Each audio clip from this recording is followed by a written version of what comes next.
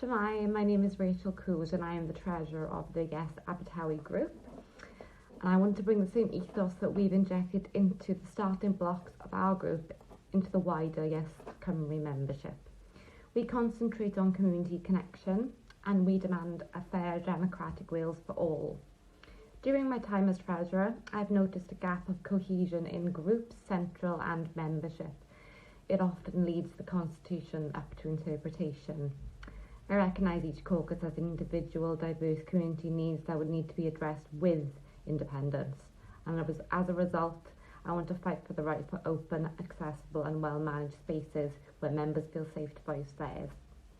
We need more membership-wide meetings, consistent meetings with central and groups, and a rebuilding of values with more robust procedures for complaints, member suggestions and transparent structure to match the growth in membership.